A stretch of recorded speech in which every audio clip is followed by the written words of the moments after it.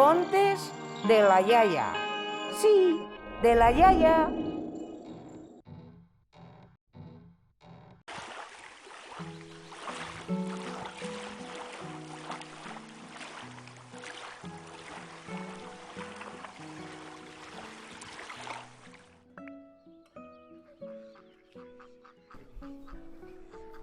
Carme, què bé que has vingut així a casa del iaio?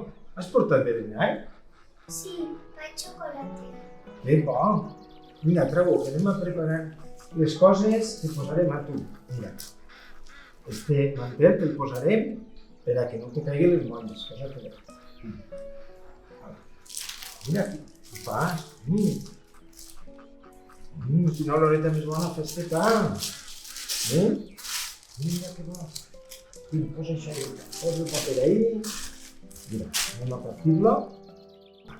Un trosset de paper a tu i un altre per a mi. Espera, no menges encara, que te posarem ahí. Guarda'm el meu pa. Bé. Mira, i jo tragaré el xocolata que has portat. Xocolata de torrent. Que bo. Anem a partir-nos-el. Sí, a veure. Un tros per a tu. Te'l menges poquet a poquet, I serà per a tu, per poder començar a menjar, i este per a mi. A veure, el meu pa, vinga, ara, ens el mengem a poquet i xerrem junts, de totes les coses que vulguem. Vinga, a veure si està bo, anem a provar-lo. Sí, però iaia, conta'm el conte de Ximet i l'estoreta. Una altra vegada? Clar que sí, xiqueta meua, que del carrer eres la mà. Conta la història que en un barri de València, fa molt de temps, vivia un xiquet que li diuen Ximet. Ni Ximo ni Joaquim. Ximet. Sí, senyora. Era el mes de març i Ximet, que tenia 6 o 7 anys, Com jo.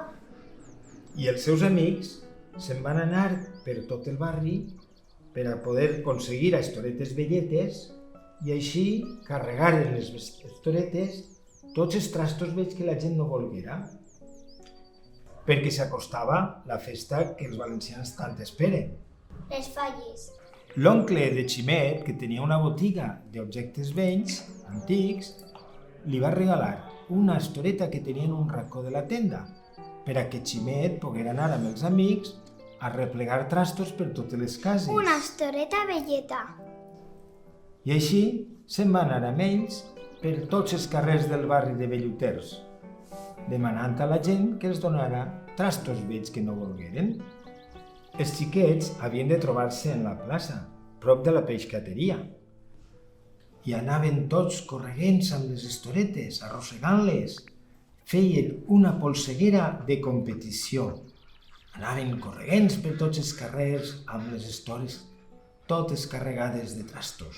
Ja faltava poc per a la nit tan esperada i els majors també preparaven les seves falles. Però els que millor ho feien, que feien figures i formes molt divertides, eren els xiquets i les xiquetes, que feien figures i formes per a riure's de les coses gracioses del veïnat i de les coses que no els agradaven. Durant els dies següents, els xiquets no van parar de replegar mobles vells, objectes i roba vella que es poguera cremar. I amb ells van fer uns ninots, però ho feien en secret per a que no s'enteraran els majors i fer-los una sorpresa. Fins que va arribar el dia de plantar la falla. Va arribar la gran nit.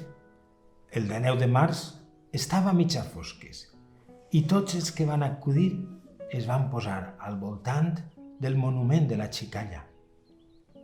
Pere el carnisser es va reconèixer perquè portava un pollastre a les mans.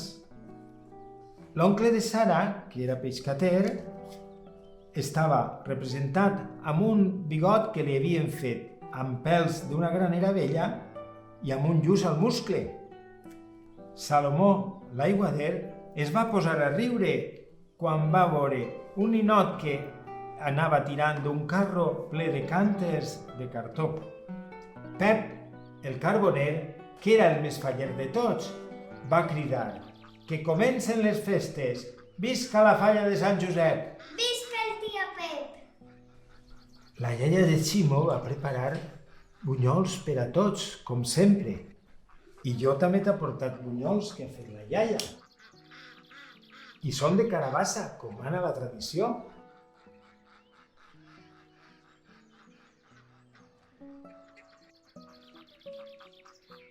Teresa, l'orxatera, va agafar un tros de llenya encès, el va posar baix dels ninots i va pegar foc a tots els monuments, que es va començar a cremar ràpidament, començant per les parts de tela i de cartó.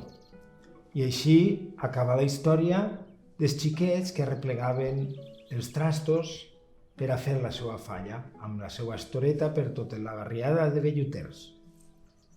Rondalla va, rondalla ve. Si és mentida, un sac de farina. Si és veritat, un grapat de blat. I aquest conte ja s'ha acabat.